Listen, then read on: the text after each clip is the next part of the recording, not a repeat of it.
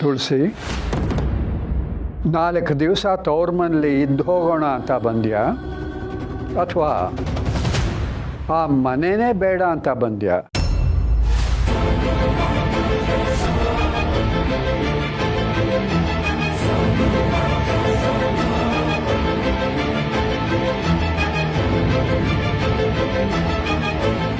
ಮಾವ, ನಿಜ ಹೇಳು, ನೀನು ಆ ಮನೆ ಬಿಟ್ಟು ಬಂದಿದ್ದೀಯಾ?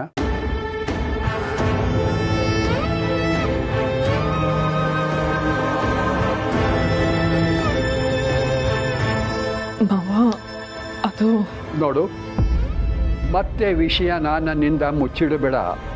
ನೀನು ಹೇಳದೆ ಹೋದರೂ ಕೂಡ ನಾನು ಮಾಧವಂಗೆ ಫೋನ್ ಮಾಡಿ ಕೇಳ್ತೀನಿ. ಹೇಳು, ಅಲ್ಲೇನಾಯ್ತು? ಮಾವ, ಅದು ನಾನು ಆ ಮನೆಯಿಂದ ಬರಲೇಬೇಕಾಗಿ ಬಂತು.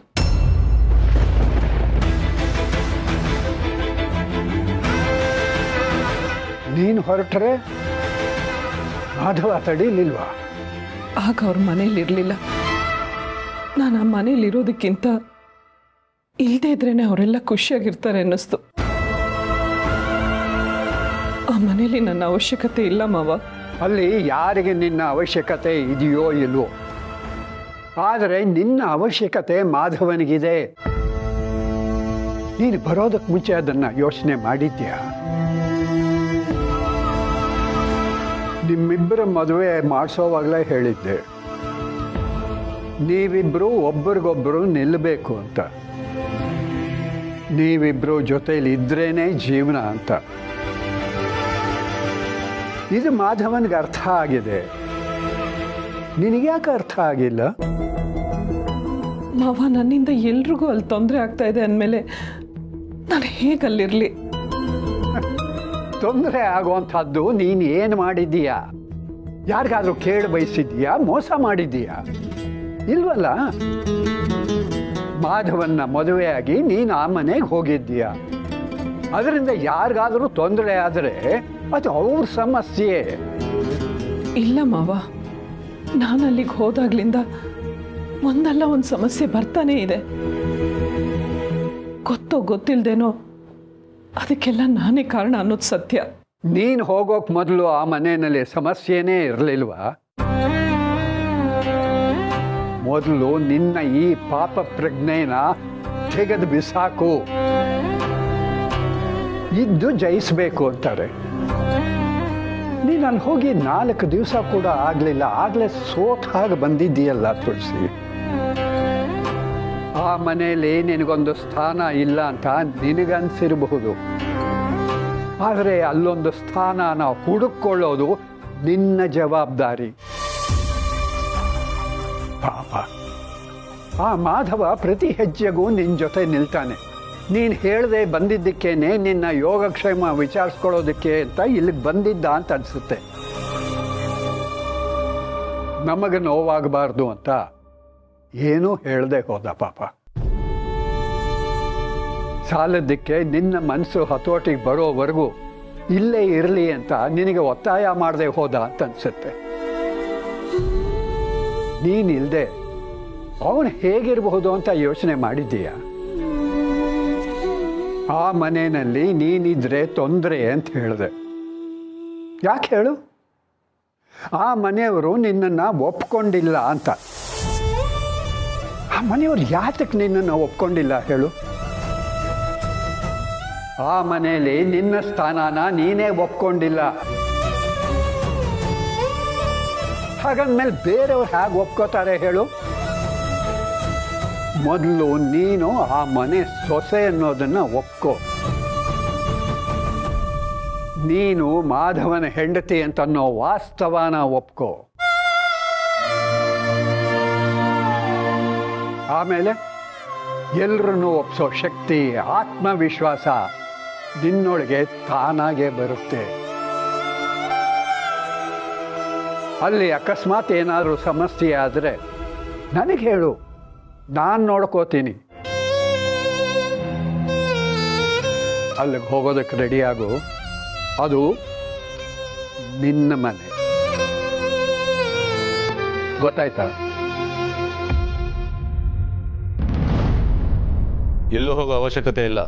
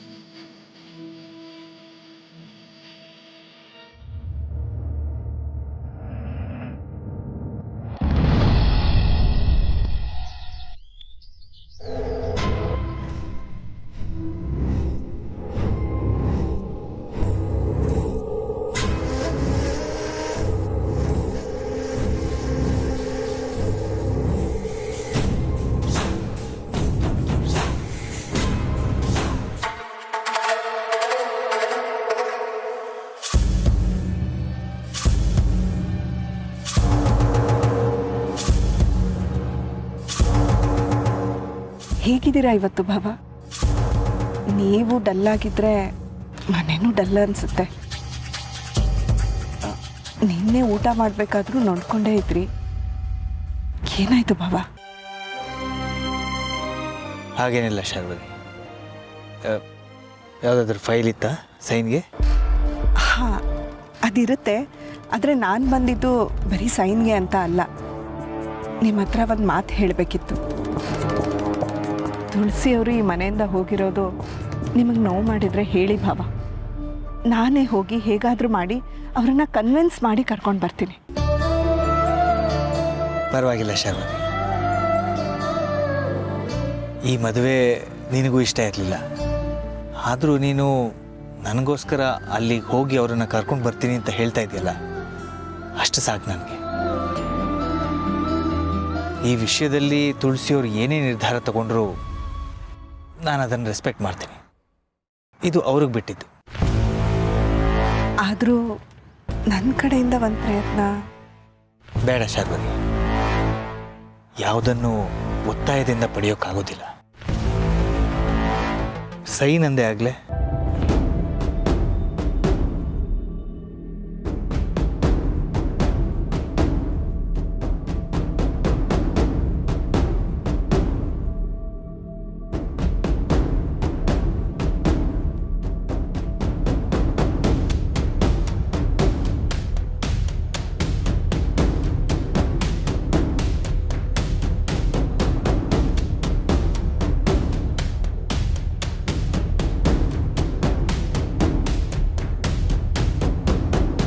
Well done Sharvari, well done.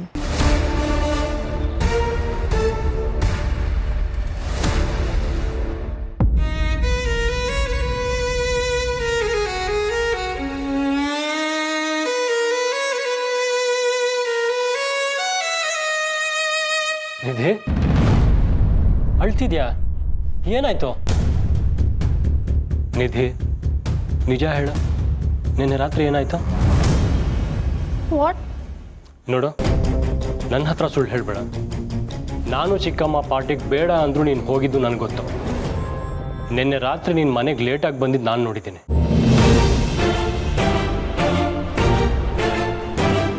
Please bro, ಮಾಮಿಗೆ ಹೇಳ್ಬೇಡ, ನನ್ನ ಸಾಯಿಸ್ಬಿಡ್ತಾಳೆ. ಇಟ್ಸ್ ಓಕೆ, ನಾನು ಯಾರಿಗೂ ಹೇಳಲ್ಲ. ಬಟ್ ನನ್ನ ಹತ್ರ ಮುಚ್ಚಿಡ್ಬೇಡ.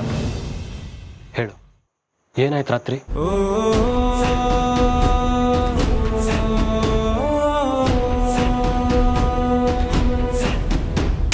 ಅವಳನ್ನ ಬಿಟ್ಟೋಗೋ ಅನ್ನೋಕೆ ಯಾರು ನೀನು? ಅವಳು ಏನಾಗ್ಬೇಕು ನಿಂಗೆ? ನನಗೆ ಮಗಳಾಗಬೇಕು. ನಿಮ್ಮಂಥವ್ರಿಂದ ನಿಮ್ಮ ಮನೆಯವ್ರಿಗೆ, ಅಪ್ಪ ಅಮ್ಮನಿಗೆ, ಅಕ್ಕ ತಂಗಿಯರಿಗೆ ಎಲ್ರಿಗೂ ಕೆಟ್ಟ ಹೆಸರು. ಎಂಥ ಫ್ರೆಂಡ್ಸ್ ನಿಧಿ ಅವರೆಲ್ಲ. ಹೌ ಡೇರ್ ಆಡ್ದೆ? ಅವ್ರ ನಂಬರ್ ಕೊಡು, ಒಬ್ಬೊಬ್ರು ಒದ್ದು ಒಳಗಾಕ್ಸ್ತೀನಿ. ಬೇಡ ಬ್ರೋ, ಹೇಗೂ ನಾನು ಸೇಫ್ ಆದ್ನಲ್ಲ, ಅಷ್ಟು ಸಾಕು. ಇವಾಗ ಕೋರ್ಟು ಕೇಸು ಅದು ಇದು ಅಂತ ಹೋದ್ರೆ ವಿಷಯ ಎಲ್ಲರಿಗೂ ಗೊತ್ತಾಗುತ್ತೆ, ನನಗೂ ಎಂಬ್ಯಾರಸ್ ಆಗುತ್ತೆ. ಅಂಥವ್ರ ಸಹವಾಸ ಯಾಕೆ ಮಾಡ್ತೀನಿ ನಿಧಿ? ನನಗೆ ಗೊತ್ತಿರಲಿಲ್ಲ bro, I am really sorry.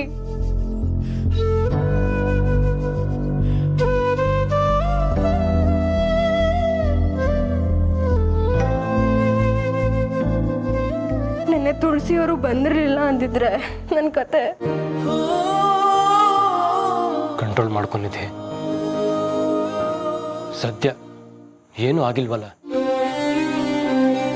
But ಅವ್ರ ಮನೇಲಿ ಇಷ್ಟೆಲ್ಲ ಆದ್ಮೇಲೂ ನಿನ್ನ ಸೇವ್ ಮಾಡಕ್ ಬಂದಿದ್ರಾ? ಹ್ಞೂ ಬ್ರೋ, ನನಗೂ ಅದೇ ಅರ್ಥ ಆಗ್ತಿಲ್ಲ.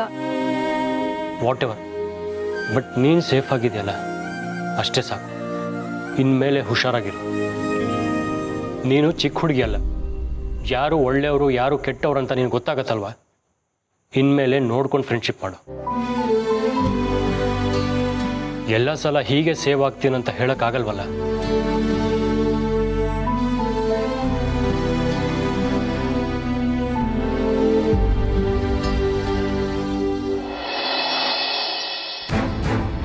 ಇಷ್ಟು ದಿನ ಆಗಿದ್ದಾಯ್ತು, ಹೇಗಿದ್ರು ವಾಪಸ್ ಬಂದಿದ್ರಲ್ಲ, ಎಲ್ಲೂ ಹೋಗೋದು ಬೇಕಾಗಿಲ್ಲ, ಇಲ್ಲೇ ಇದ್ಬಿಡ್ಲಿ. ಹೇ ದಂಡಪಿಂಡ, ಏನು ಮಾತಾಡ್ತಾ ಇದ್ದೀಯೋ? ನೋಡಿ, ಈ ಮದುವೆ ಆದಾಗಲೇ ಇದಿಷ್ಟೇ ದಿನ ಬಾಳೋದು ಅಂತ ನನಗೆ ಚೆನ್ನಾಗಿ ಗೊತ್ತಿತ್ತು. ನಿಜ ಹೇಳಬೇಕು ಅಂತಂದರೆ ನನಗೆ ತುಂಬ ಖುಷಿ ಆಗ್ತಾ ಇದೆ. ಅಮ್ಮ ಈ ಮನೇಲಿದ್ರೆ ನನಗೆ ಯಾವ ತೊಂದರೆನೂ ಇಲ್ಲ, ಅವರಿಲ್ಲೇ ಇರಲಿ. ನಿನಗೆ ತೊಂದರೆನಾ ಅಂತ ಯಾರೋ ಕೇಳಿದ್ರು. ಅವಳು ಇಲ್ಲಿದ್ರೆ ನಿನಗೆ ಮಾತ್ರ ಅಲ್ಲ, ಯಾರಿಗೂ ತೊಂದರೆ ಇಲ್ಲ. ಆದರೆ ಅವಳು ಇರಬೇಕಾದ್ದು ಇಲ್ಲಲ್ಲ, ಆ ಮನೇಲಿ. ತಾತ, ಆ ಮನೇಲಿ ಇರೋಕ್ಕಾಗಲ್ಲ ಅಂತಾನೆ ಅಲ್ವಾ ಇಲ್ಲಿಗೆ ಬಂದಿದ್ದು. ನಿಮಗೆ ತೊಂದರೆ ಆದ್ರೆ ಹೇಳಿ, ಅಮ್ಮನ ಸಾಕೋದು ನನಗೇನು ಹೊರೆ ಅಲ್ಲ.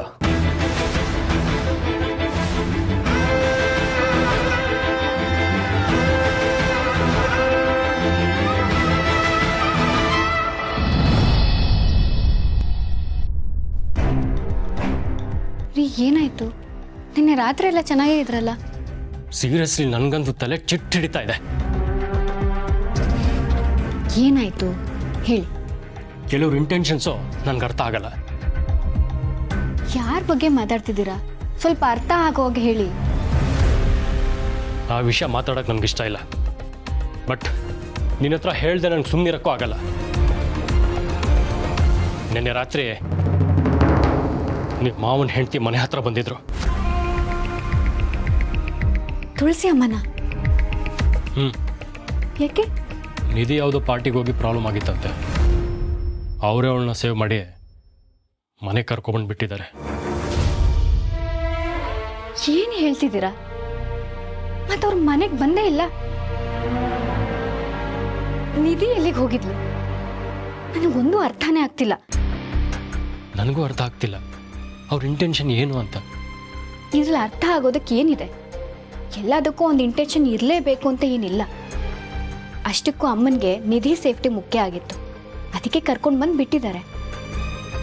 ಅವ್ರ ಈ ಮನೇಲಿ ಇಲ್ಲದೆ ಇದ್ರು ಈ ಮನೆಯವ್ರ ಬಗ್ಗೆ ಅವ್ರಿಗೆ ಕೇರ್ ಇದೆಯಲ್ಲ, ಅದಲ್ವಾ ಇಂಪಾರ್ಟೆಂಟು. ಅದು ಸರಿ, ನಿಮ್ಗೆ ಈ ವಿಷಯ ಎಲ್ಲ ಹೇಗೆ ಗೊತ್ತಾಯ್ತು? ನಿಧಿನೇ ಹೇಳಿದ್ಲಾ? ಅವಳೇ ಹೇಳಿದ್ಲು. ಬಟ್ ಅದಕ್ಕಿಂತ ಮೊದಲು ನಿನ್ನೆ ರಾತ್ರಿ ನಿಧಿನ ಅವ್ರು ಕರ್ಕೊಬಂದು ಬಿಟ್ಟಿದ್ದು ನಾನೇ ಕಣ್ಣಾರೆ ನೋಡಿದೆ. ಆದರೆ ಏನು ಎತ್ತ ಅಂತ ಗೊತ್ತಿರಲಿಲ್ಲ. ಈಗ ನಿಧಿ ಹೇಳಾದ್ಮೇಲೆ ಗೊತ್ತಾಯ್ತು. ಅಂದರೆ ಅಮ್ಮ ಎಷ್ಟು ಒಳ್ಳೆಯವ್ರು ಅನ್ನೋದು ನಿಮ್ಗೆ ಈಗಲಾದ್ರೂ ರಿಯಲೈಸ್ ಆಯ್ತಾ? ಇಲ್ಲ ಪುಣ್ಯ, ನನ್ಗೆ ಅರ್ಥ ಆಗ್ತಿಲ್ಲ ಇವ್ರು ಹೇಗೆ ಅಂತ. ನಮ್ಗೆ ಯಾರಿಗೂ ಇಷ್ಟ ಇಲ್ಲದೆ ನಿಮ್ಮ ಮಾವನ ಮದುವೆ ಆಗಿ ಬಂದರು. ಆ ಜನಾರ್ದನ್ ಮನೆಗೆ ನಿಮ್ಮ ಮಾವನ ಜೊತೆ ಹೋಗಿ ಇಶ್ಯೂ ಕ್ರಿಯೇಟ್ ಮಾಡಿದ್ರು.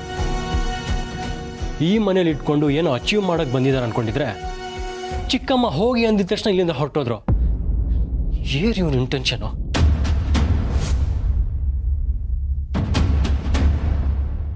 ರೀ, ಏನಂದ್ರಿ ನೀವು? ತುಳಸಿ ಅಮ್ಮನ್ಗೆ ಅತ್ತೆನೇ ಆಚೆ ಹೋಗಕ್ಕೆ ಹೇಳಿದ್ರ? ಹಾಗಾದ್ರೆ ತುಳಸಿ ಅಮ್ಮ ಅವರಾಗೆ ಹೋಗಿದ್ದಲ್ವಾ? ರೀ, ಪುಣ್ಯ, ಅದು ಚಿಕ್ಕಮ್ಮ ಈ ಮನೆ ಒಳ್ಳೇದು. ಪ್ಲೀಸ್ ರೀ, ಏನು ಮಾತಾಡ್ಬೇಡಿ. ನನ್ನ ಪ್ರಶ್ನೆಗೆ ಉತ್ತರ ಕೊಡಿ. ಇಷ್ಟೆಲ್ಲ ನಡಿಬೇಕಿದ್ರೆ ನೀವಲ್ಲೇ ಇದ್ರ?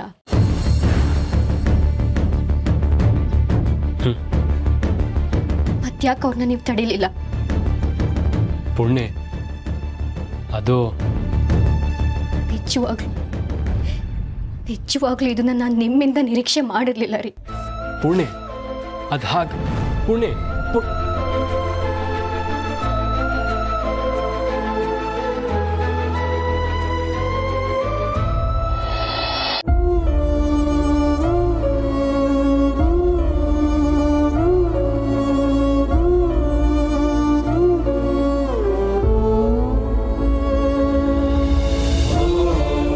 ನಾನು ಪೂರ್ಣಿ ಹತ್ರ ಈ ವಿಷಯ ಮುಚ್ಚಿಡಬಾರ್ದಿತ್ತು.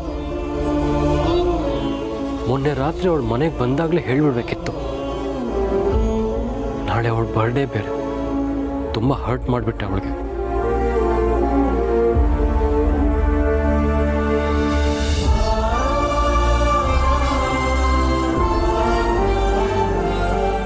ಕಾಫಿ ತಗೊಳ್ಳಿ ಯಜಮಾನ್ರೆ.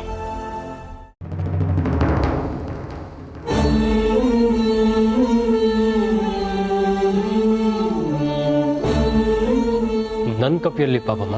ಅದು ಪೂರ್ಣಿ ತಗೊಂಡಿದ್ಲು, ಗೊತ್ತಾಗದೆ ಬಿದ್ದು ಹೊಡೆದೋಯ್ತು. ನಿಮಗೆ ಹೇಳೋದು ಬೇಡ, ಬೇರೆ ಕಪ್ಪಿನಲ್ಲಿ ಕೊಡಿ ಅಂದ್ಲು. ಪೂರ್ಣಿ ಹಾಗಂದ್ಲ? ಹೌದು ಯಜಮಾನ್ರೆ.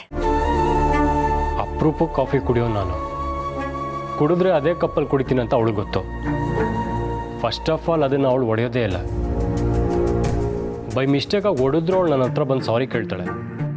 ಮುಚ್ಚಿಡೋಕ್ಕೆ ಸಾಧ್ಯನೇ ಇಲ್ಲ. ನಿಜ ಹೇಳಿ ಪಾಪಮ್ಮ.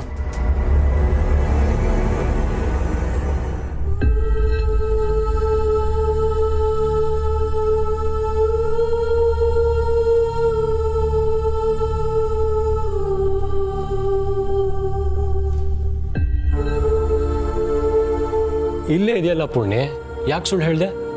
ಸುಳ್ಳೋ ನಿಜಾನೋ ನೀವ್ಯಾಕೆ ನಂಬಲಿಲ್ಲ? ಯಾಕಂದ್ರೆ ನೀನು ಹೇಗಂತ ನನಗೆ ಗೊತ್ತು. ನಿನ್ನ ಮೇಲೆ ಯಾರಾದರೂ ಆರೋಪ ಮಾಡಿದ್ರೋ ಅದನ್ನ ಕಣ್ಣು ಮುಚ್ಕೊಂಡು ನಂಬಲ್ಲ ನಾನು. ಅಲ್ವಾ? ನಂಬಿಲ್ಲ ಅಲ್ವಾ ನೀವು? ಆದರೆ ತುಳಸಿ ಅಮ್ಮನ ಮೇಲೆ ಅಪವಾದ ಬಂದಾಗ ಅದು ಹೇಗೆ ಕಣ್ಣು ಮುಚ್ಕೊಂಡು ನಂಬಿಟ್ರಿ ನೀವು?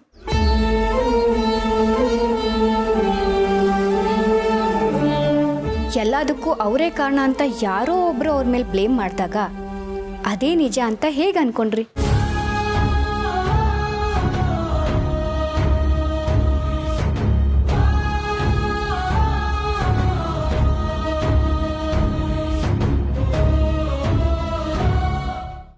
ಏನಂದೆ ನೀನು? ಅವಳನ್ನ ಸಾಕೋದು ಹೊರೆ ಅಂತಲ್ಲ ಅಲ್ಲಿಗೆ ಕಳಿಸಿದ್ದು, ಅಲ್ಲಿ ಇನ್ನೂ ಚೆನ್ನಾಗಿ ಬಾಳಲಿ ಅಂತ.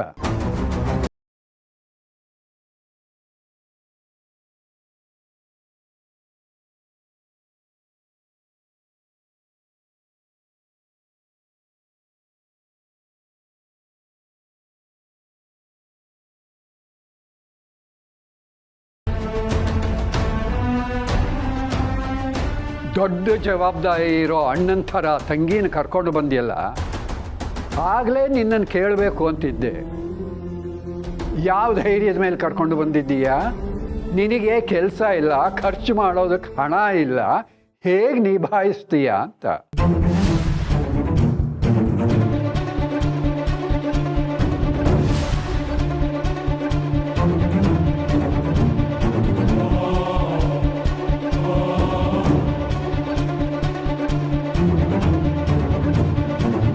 ಜವಾಬ್ದಾರಿ ತಗೋತೀನಿ ಅಂತ ದೊಡ್ಡದಾಗಿ ಮಾತಾಡೋದಲ್ಲ, ಆ ಸಾಮರ್ಥ್ಯ ಇದೆಯಾ ಅಂತ ಮೊದಲು ಯೋಚನೆ ಮಾಡಬೇಕು. ಹೇಳು, ನನ್ನ ಪ್ರಶ್ನೆಗೆ ಉತ್ತರ ಕೊಡು. ನೀವು ನನಗೆ ಕೆಲಸ ಇಲ್ಲ ಅಂತ ಅನ್ಸೋದೇನು ಬೇಡ. ನಾನೇ ನಿಮ್ಮ ಹತ್ರ ಕೈ ಚಾಚಿದ್ನ ದುಡ್ಡು ಬೇಕು ಅಂತ. ನೀನು ನನ್ನ ಹತ್ರ ಕೈ ಚಾಚಲಿಲ್ಲಪ್ಪ, ಆದರೆ ನೀನು ಖರ್ಚು ಮಾಡ್ತಾ ಇರೋ ದುಡ್ಡು ಎಲ್ಲಿಂದ ಬಂತು ನಿನಗೆ ಅಂತ ನನಗೆ ಚೆನ್ನಾಗಿ ಗೊತ್ತು.